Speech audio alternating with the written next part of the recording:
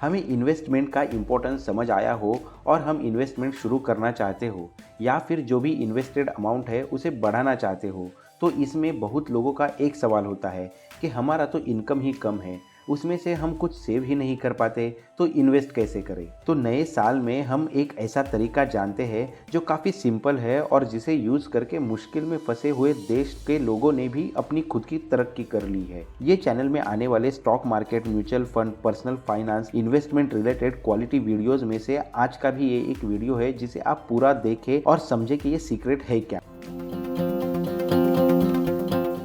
समझते हैं सेविंग का ये सीक्रेट, जो एक है जापानीज तरीका, काकेबो मेथड ऑफ मनी सेविंग। काकेबो एक एंशिएंट जापानीज मेथड है। हर व्यक्ति सही तरीके से अपने पैसे खर्च कर सकता है और उसमें से 35% तक सेव भी कर सकता है, और वो भी केवल ये टेक्निक को यूज करके। आज के ये वीडियो को पूरा देखने के बाद आप भी वो सभी स्ट्रेटेजी सीख पाओगे जो Kakeibo the Japanese art of saving money में दी गई है। काकेबो का मतलब है हाउस होल्ड अकाउंट बुक, जिसे हम घरेलू खाता भी बोल सकते हैं, जिसमें हम एक्सपेंसेस और इनकम को मेंशन करते हैं। हानिमोटो को ये पहली व्यक्ति थी जिन्होंने 1904 में ये कंसेप्ट को पब्लिक किया, जो जापानीज घरों में काफी पॉपुलर हुआ, खास करके महिलाओं में जिन्हें अपने पैसों को लेकर काफी फ्रीडम मिली।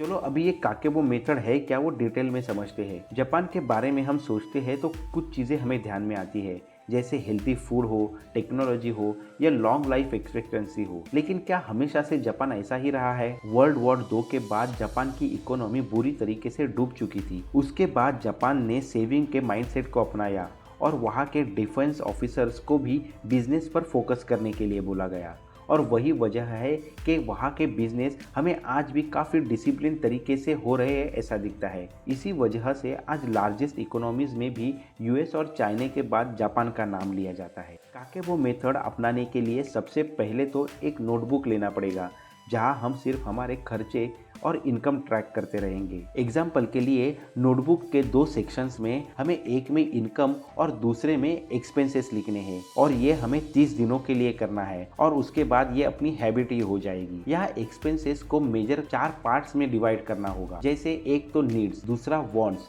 तीसरा कल्चर और चौथा अनएक्सपेक्टेड एक्सपेंसेस।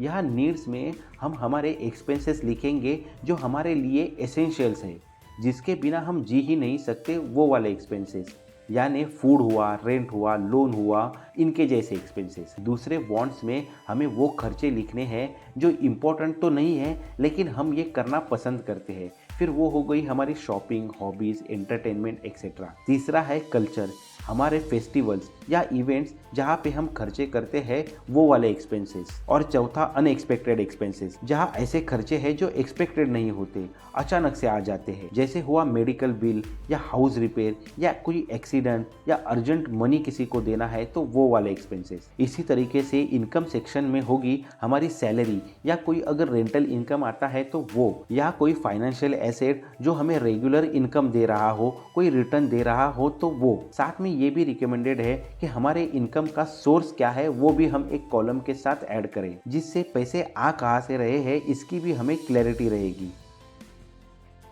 सिंपल भाषा में हमें वो नोट करना है जो हमारे वॉलेट में आ रहा है, मतलब जो इनकम है, तो दूसरा जो वॉलेट से बाहर जा रहा है यानी एक्सपेंसेस है। यहाँ लॉजिक ये है कि जब हम हमारे अपने पैसों को ट्रैक करते हैं तो हमारा उनके साथ रिलेशन काफ़ी स्ट्रांग हो जाता है। अभी ये टेबल बना के फाइनल एम तो अपना यही है कि हमें हमारे इनकम को बढ़ाना है और एक्सपेंसेस कैसे कम हो वो देखना है, और इसके लिए मंथ के स्टार्ट में हमें कुछ सवाल खुद को पूछने होंगे। एक, how much money do I have, दूसरा how much I want to save, और तीसरा हाउ मच आई स्पेंड, और चौथा how to make things better. जैसे एग्जाम्पल, किसी के पास 20,000 रुपये है, सैलरी है 30,000 रुपये, और आप डिसाइड करते हो ये सैलरी का 50% आप सेव करोगे यानी 15,000 रुपये, तो फिर बाकी के 15,000 से ही आपको आपके एक्सपेंसेस मैनेज करने हैं, और मंथ एंड में ये भी सोचना है कि हम इसे और बेहतर कैसे बना सकते हैं।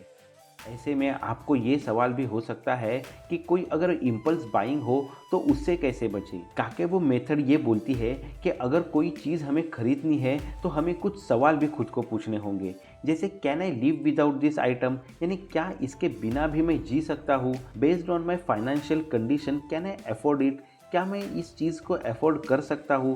Can I use it? क्या मैं इसे यूज़ करने वाला हूँ? What is my emotional state while buying this? यानी ये चीज़ खरीदते हुए मैं कैसा फील कर रहा हूँ। बहुत लोग चीज़ें खरीदते हुए एक तो बहुत स्ट्रेस्ड फील करते हैं या तो बहुत हैप्पी भी फील करते हैं।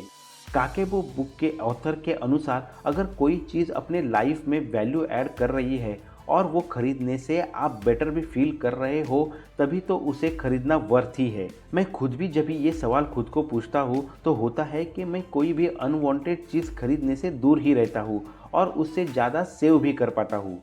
बुक में और एक मज़ेदार कंसेप्ट के बारे में भी बताया जाता है और वो है मनी बॉक्स कंसेप्ट। मतलब जब भी आप अननेसेसरी खर्चे करते हो तो आपको ये मनी बॉक्स में कुछ पैसे डाल देने हैं, या आपने बजटेड एक्सपेंसेस से ज़्यादा कुछ स्पेंड कर दिया तो उसका पनिशमेंट भी खुद को देना है।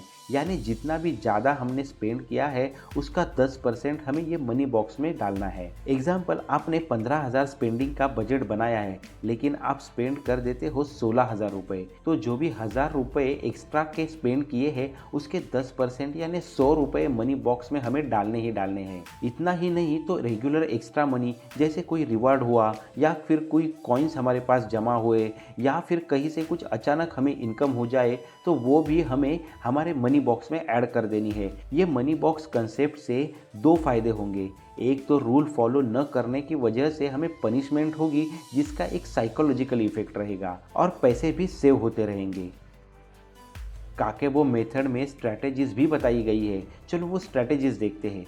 पहली तो स्ट्रैटेजी है वेटिंग फॉर 24 आवर्स। मतलब अगर आप कुछ खरीदना चाहो तो उसे 24 घंटे अपने कार्ट में ऐड करके रखो और 24 घंटे बाद सच में हमें ये लगता है कि हम ये चीज़ के बिना जी नहीं सकते या इस चीज़ की हमें बहुत ही ज़्यादा ज़रूरत है तो उसे ज़रूर खरीदें। लेकिन बहुत बार आप ये देखोगे ये चीज़ के बिना भी अपना काम चल रहा है। दूसरा है चेकिंग योर बैंक बैलेंस। अगर आप हर रोज़ अपना बैंक बैलेंस देखोगे, चेक करोगे तो इनडायरेक्टली आप ये सोचने लगोगे कि इसे किस तरीके से बढ़ाना है। तीसरा है स्पेंड इन कैश। कैश अपने हाथों से पे करने में आप ज़्यादा माइंडफुल हो जाते हो और काकेबो मेथड यही तो अचीव करने के लिए बोलती है। चौथा है don't get manipulated bye amazing offers. बहुत बार 20% 30% का डिस्काउंट देख के हमें लगता है यहाँ हमारा फ़ायदा हो रहा है, लेकिन वो केवल एक सेल्स टैक्टिक होती है। जैसे प्रोडक्ट की 40% प्राइस बढ़ाकर उस पर 30% का डिस्काउंट दे दिया जाता है। आपको लगेगा आपका फ़ायदा हो रहा है, लेकिन ऐसा नहीं है। तो ऐसे ही खरीदी से आपको रोकने का काम काकेबो मेथड करता है। आपको वही बाय करना है जिसकी एक्चुअल में आपको ज़रूरत है।